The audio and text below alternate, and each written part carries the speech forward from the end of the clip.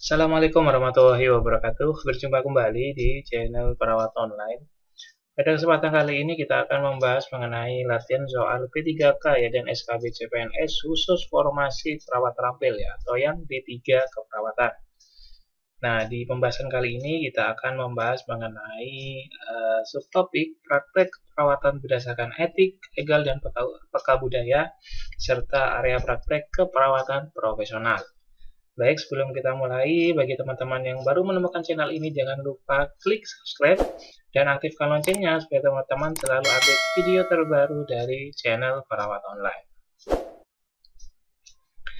Baik, langsung saja kita mulai untuk pembahasan soal pada video kali ini.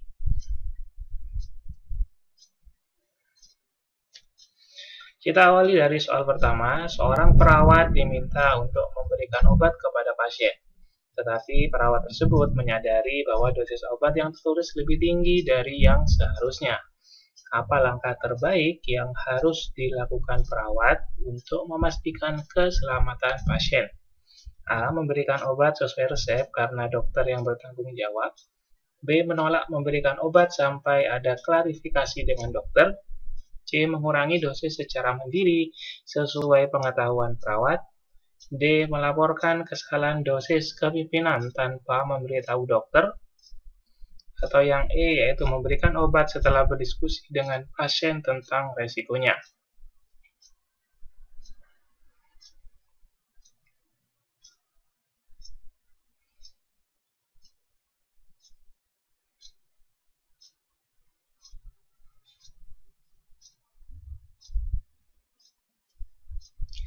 Baik, di soal pertama ini jadi ada pasien yang diminta yang meminta perawat untuk memberikan dosis yang lebih tinggi dari obat yang seharusnya. Apa yang kita lakukan? Oke, jadi jawaban yang tepat adalah yang opsi jawaban B ya. Jadi yaitu menolak memberikan obat sampai ada klarifikasi dengan dokter. Nah, ini sesuai dengan prinsip etik non malefisien. Nah, apa itu non malefisien? Yaitu prinsip etik yang menekankan bahwa tindakan yang kita berikan kepada pasien atau asuhan keperawatan yang kita berikan kepada pasien jangan sampai menimbulkan cedera, begitu secara fisik maupun secara psikis ya. Jadi soal nomor 1 ini jawabannya adalah yang opsi jawaban B. Yaitu apa yang kita lakukan? Yaitu adalah menolak memberikan obat sampai ada klarifikasi dengan dokter.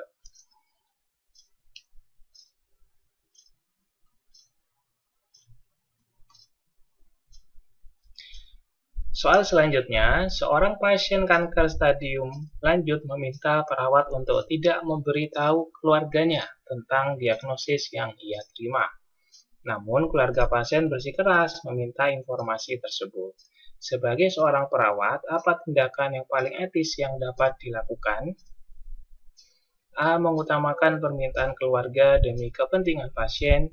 B. Memberitahu keluarga pasien dengan alasan mereka memiliki hak untuk tahu. C. Menghormati permintaan pasien dan menjaga kerahasiaan diagnosisnya. D. Berkonsultasi dengan tim medis dan menyerahkan keputusan kepada dokter. Atau yang E. Mengungkap diagnosis hanya jika pasien memberikan izin secara tertulis.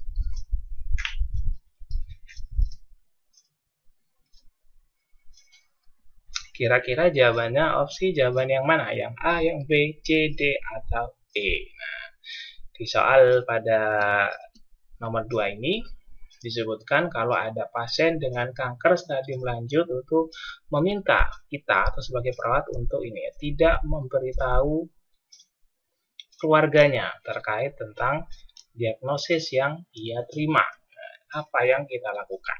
Sementara di sisi lain, yaitu keluarga pasien ini adalah dia tetap bersikeras untuk meminta informasi terkait diagnosis pasien.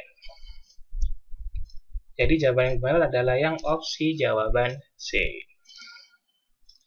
Menghormati permintaan pasien dan menjaga kerahasiaan diagnosisnya. Nah, ini termasuk dari prinsip autonomi ya, karena setiap pasien itu memiliki kewenangan penuh terhadap tindakan yang diberikan kepada dirinya. Ya. Jadi, karena pasiennya ini meminta untuk tidak memberitahukan kepada keluarga, Ya, maka yang kita lakukan adalah menghormati permintaan pasien dan tentunya menjaga kerahasiaan diagnosisnya tadi.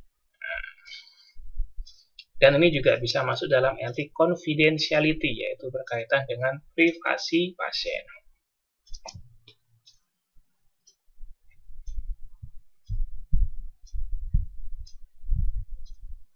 Soal selanjutnya, seorang pasien meminta bantuan untuk mendapatkan akses eutanasia yang secara hukum tidak diperbolehkan di wilayah tersebut. Sebagai perawat, bagaimana Anda merespon permintaan ini? A. Menjelaskan bahwa permintaan tersebut melanggar hukum dan tidak dapat dilakukan. B. Mengabaikan permintaan tersebut karena melibatkan isu kontroversial. C. Memberikan dukungan emosional sambil menjelaskan alternatif perawatan paliatif. D. Mengarahkan pasien untuk berdiskusi dengan pengacara terkait haknya. E. Membantu pasien mencari negara lain yang mengizinkan eutanasia. Nah, di soal ketiga ini berkaitan dengan akses eutanasia atau bunuh diri yang dilegalkan, ya, eutanasia, ya. Jalan untuk mengakhiri hidup di sini, ya. Nah, apa yang Anda lakukan? Nah, di mana eutanasia itu tidak diperbolehkan di negara kita misalnya. Apa yang Anda lakukan?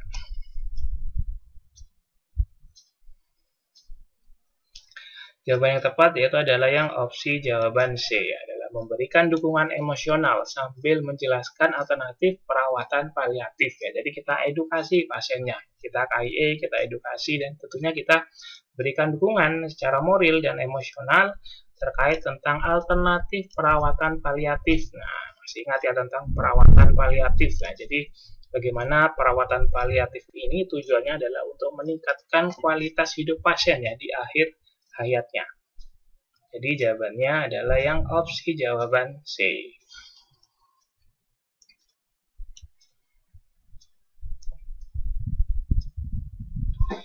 Kita lanjutkan ke soal selanjutnya. Seorang perawat mendapati rekannya sering meninggalkan pasien tanpa pengawasan selama jam kerja. Hal ini menyebabkan pasien merasa tidak nyaman dan terabaikan. Apa langkah paling tepat yang harus diambil perawat tersebut? A. Mengabaikan situasi tersebut karena bukan tugasnya untuk mengawasi rekan kerja. B. Memberitahu pasien untuk melaporkan masalah ini kepada pihak rumah sakit. C. Melaporkan rekan kerja langsung ke atasan tanpa mendiskusikan terlebih dahulu. D. Berbicara dengan rekan kerja secara langsung untuk memahami situasinya. Atau yang E. Membuat laporan tertulis dan mengajukan keluhan resmi kepada manajemen.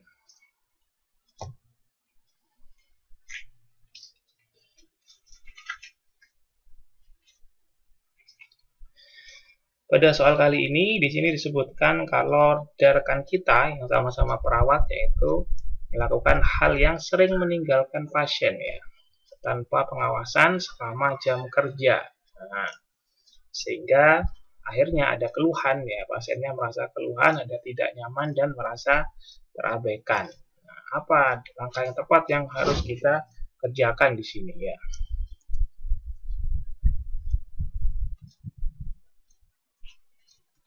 Oke, jadi jawaban yang benar adalah yang opsi jawaban B di sini, yaitu adalah berbicara dengan rekan kerja secara langsung untuk memahami situasinya. Nah, hal ini sesuai dengan prinsip fidelity, ya, dan tanggung jawab profesional yang mencakup komunikasi efektif sebelum mengambil tindakan lebih lanjut, ya. Jadi intinya adalah bagaimana kita memberikan kepuasan kepada pasien, ya. Jika ada rekan kerja yang melakukan hal-hal selama masih bisa kita ingatkan, maka kita memberikan nasihat, ya, kita tegur, ya, supaya hal itu tidak terjadi kembali, karena nanti ujung-ujungnya akan mengakibatkan keluhan atau komplain dari pasien.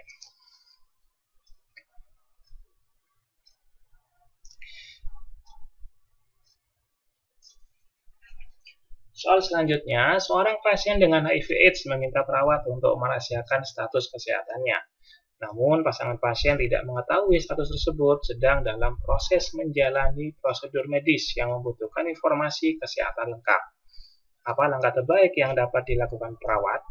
A. Mengutamakan hak pasien dan tetap menjaga kerahasiaan. B. Memberitahu pasangan pasien karena terkait keselamatan medis. C. Berkonsultasi dengan dokter untuk mencari solusi. D. Melaporkan situasi ini ke pihak manajemen untuk mendapatkan arahan. Atau yang E adalah meminta izin pasien untuk memberikan informasi kepada pasangan.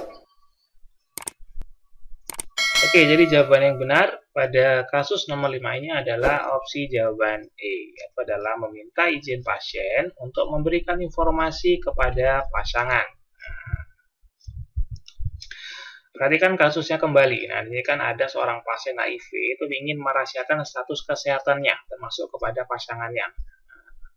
Kemudian di sisi lain ternyata pasangan pasien ini yang tidak mengetahui statusnya si pasien yang terkena HIV atau misalnya suaminya lah gitu ya, sedang dalam proses menjalani prosedur medis. Nah, dan ini juga membutuhkan informasi kesehatan yang lengkap. Nah, jadi di sisi lain pasangan pasien ini juga harus intinya membutuhkan data kalau ternyata pasangannya ini terkena HIV.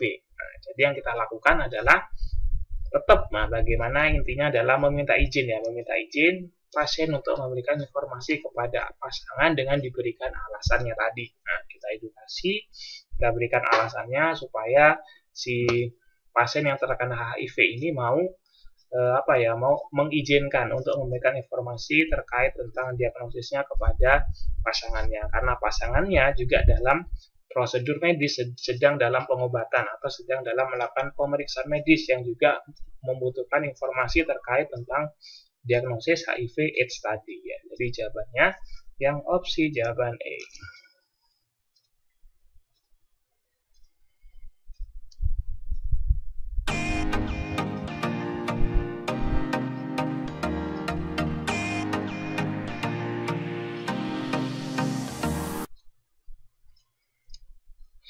Baik, terima kasih teman-teman atas perhatiannya. Semoga beberapa soal tadi bisa menambah pengetahuan ya, menambah wawasan terkait tentang soal-soal baik itu P3K maupun SKB CPNS. Terima kasih, saya akhiri. Wassalamualaikum warahmatullahi wabarakatuh.